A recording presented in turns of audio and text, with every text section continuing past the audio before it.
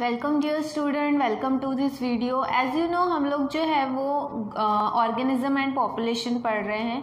अब जो है वो हमें इस चैप्टर में जो हमारा आज का टॉपिक है वो है पॉपुलेशन ग्रोथ। ठीक है, मतलब पॉपुलेशन का ग्रोथ पैटर्न जो है वो कौन कौन से पॉइंट्स के ऊपर, कौन कौन से फैक्टर्स के ऊपर डिपेंड करता है, उसके बारे में आज हमको डिस्कस करना है। ठीक है ना, यहाँ पर सबसे पहले अगर हम देखें तो जो भी पॉपुलेशन ग्रोथ है, ठीक है, ये एक डायनामिक पैरामीटर है। ठीक है, साइज ऑफ द पॉपुलेशन जो है ये एक डायनामिक पैरामीटर है। मतलब किसी भी स्पीशीज का जो है वो एक, अगर हम पॉपुलेशन का साइज देखें तो वो जो है वो बोल सकते हैं हम कि उसका एक मेन कैरेक्टरिस्टिक्स है जो आपको कहीं ना कहीं ये बताता है कि इस टाइप ऑफ, इस स्पीशीज के ऑर्गेनिजम्स आपको जो है वो कितने प्रपोर्शन में जो है वो मिल रहे हैं। ठीक है, अब जो भी ये पॉपुलेशन है ये चेंज हो सकता है। ठीक है, ये कभी भी कांस्टेंट नहीं रहता, it will change with the time. ठीक है, और इसे जो है वो चेंज करने के लिए, मतलब इसमें पॉपुलेशन के नंबर्स में बदलाव आने के लिए कुछ फैक्टर्स बहुत ज़्यादा रिस्पॉन्सिबल है।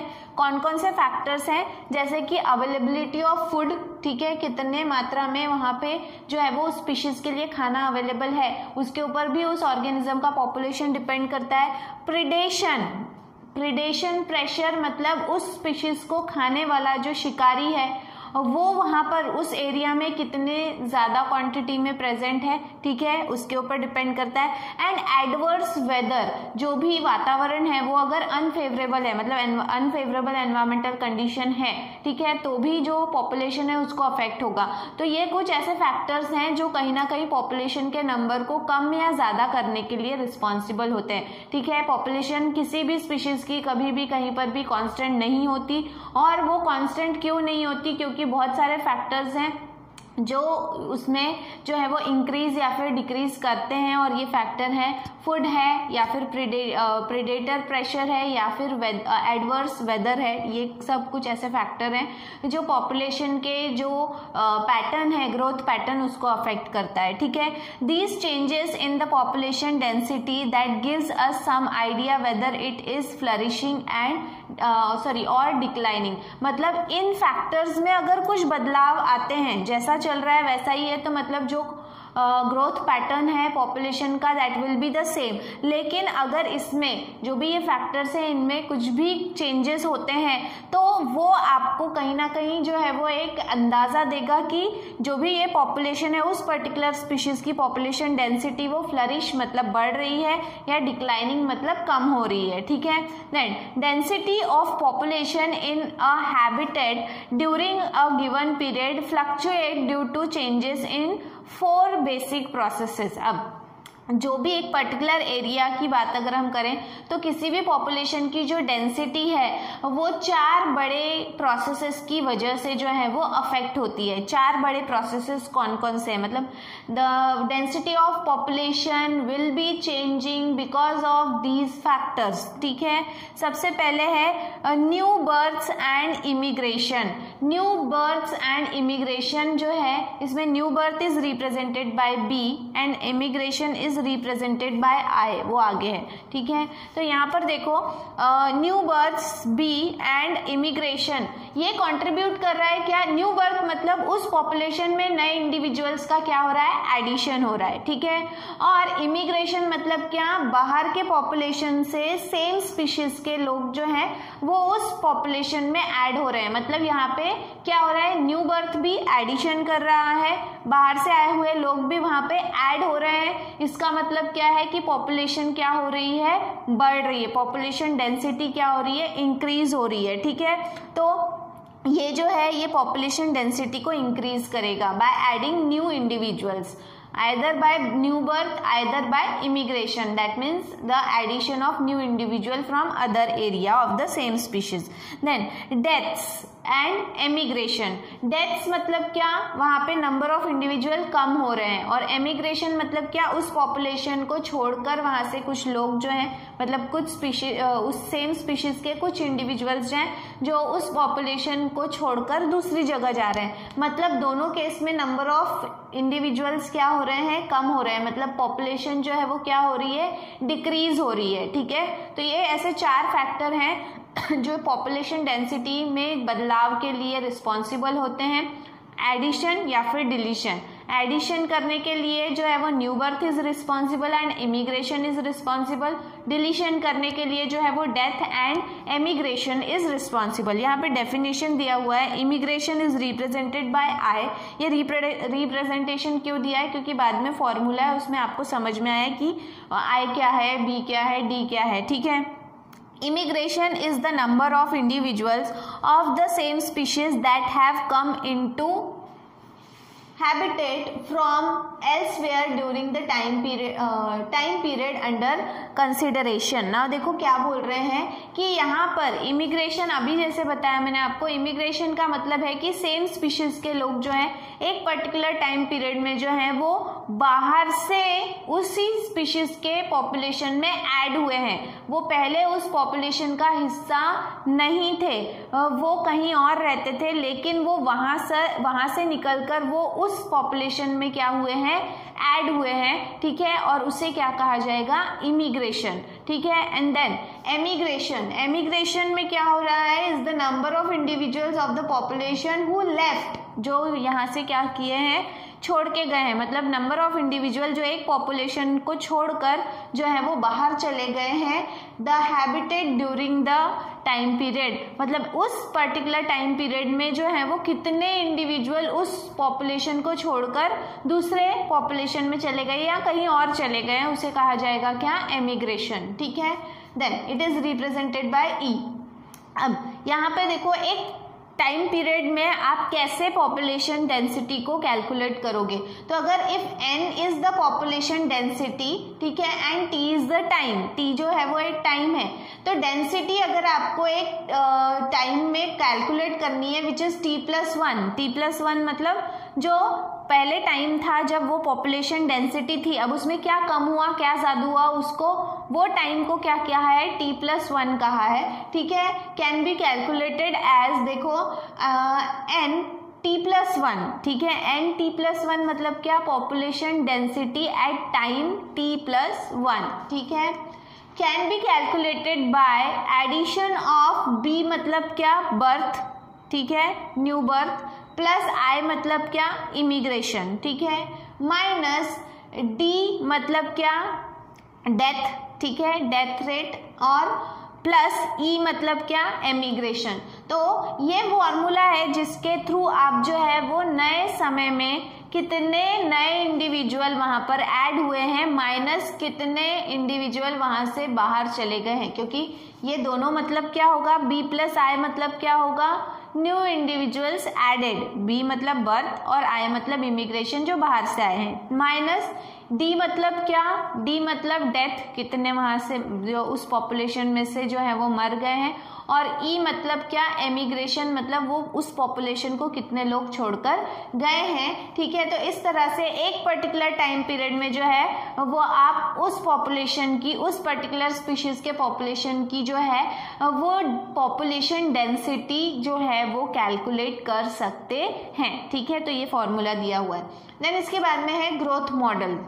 आप कैसे पता मतलब आपको कैसे पता चलेगा कि एक पर्टिकुलर पॉपुलेशन की ग्रोथ जो है वो कैसे हो रही है। तो ग्रोथ मॉडल आपको कहीं ना कहीं एक्सप्लेन करने की कोशिश करता है। मॉडल मतलब क्या कि ये एक फिक्स मॉडल है जो फॉलो हो रहा है, नहीं हो रहा है, लेकिन ये एक फिक्स मॉडल है और मैक्सिमम जो स्पीशीज हैं उनका जो ग्रोथ पैटर्न है वो इस मॉडल को फॉलो करता है, ठीक है।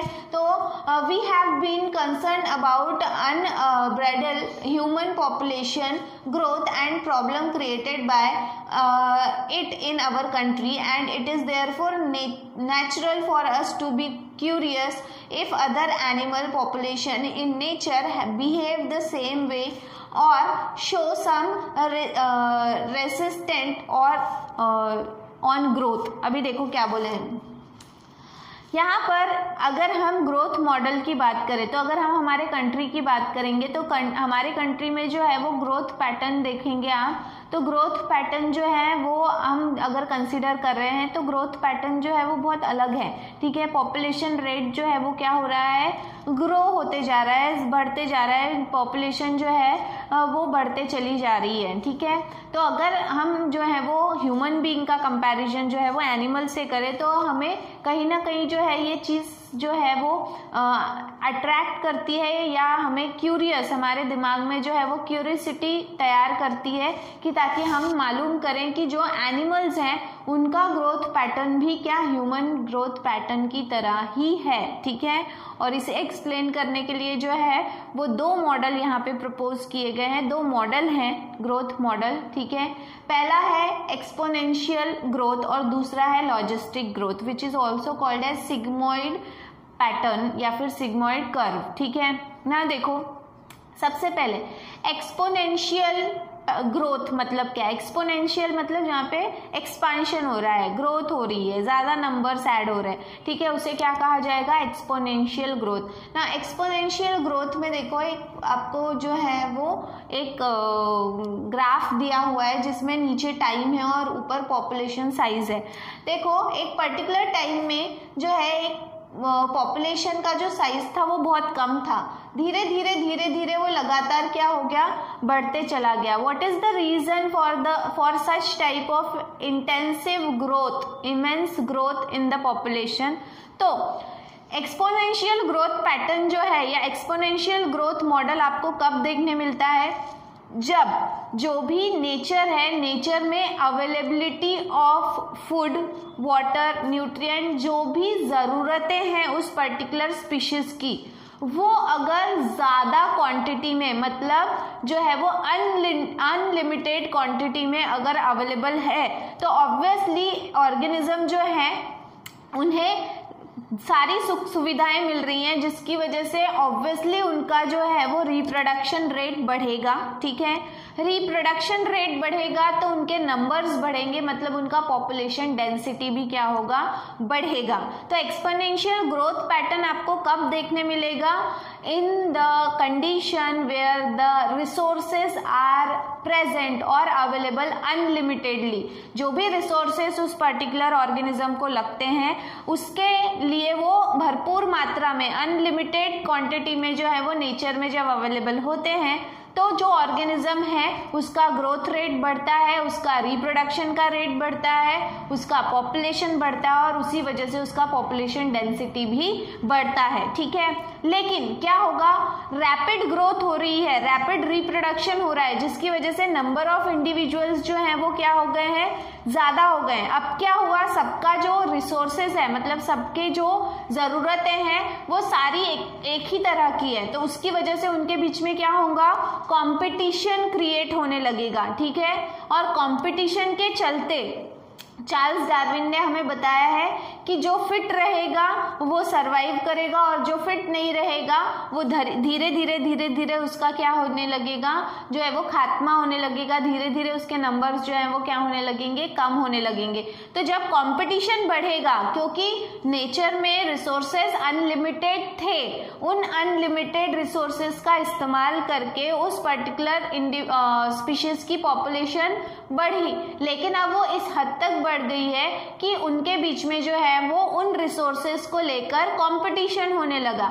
अब जब कंपटीशन होगा तो वो कंपटीशन जो है वो नेक्स्ट मॉडल को जो है वो लीड करेगा, it will lead to next model which is logistic, या फिर it is called as what, it is called as sigmoid curve, ठीक है। तो इस पैटर्न को, इस मॉडल को वो फिर आगे बढ़ाएगा, मतलब आगे की जो पैटर्न है वो लॉजिस्टिक पैटर्न से ग्रोथ होगी। कैसे होगी, देखो एक्सपोनेंशियल ग्रोथ पैटर्न में हमने देखा कि रिसोर्सेज जो हैं वो अनलिमिटेड थे, लेकिन अब वो अनलिमिटेड रिसोर्सेज जो हैं वो क्या हो गए, लिमिटेड हो गए, ठीक है। और जब लिमिटेड हो जाते हैं तो ऐसे समय में कंपटीशन बढ़ गया। कंपटीशन के चलते जो ऑर्गेनिज्म अपने आप को उस पर्टिकुलर चेंज के साथ में अडेप्ट कर पाए वो क्या करेंगे, वो पहले उन लैग बिहाइंड, मतलब पहले उनके नंबर्स क्या होने लगेंगे, कम होने लगेंगे, because of the intensive competition. अब इस कंपटीशन के चलते कुछ ऑर्गेनिजम्स हैं जिनकी डेथ हो जाएगी या जो पूरी तरह से जो है वो खत्म हो जाएंगे। ऐसे समय में कंपटीशन जो बढ़ गया था वो धीरे धीरे स्टेबल होने लगेगा।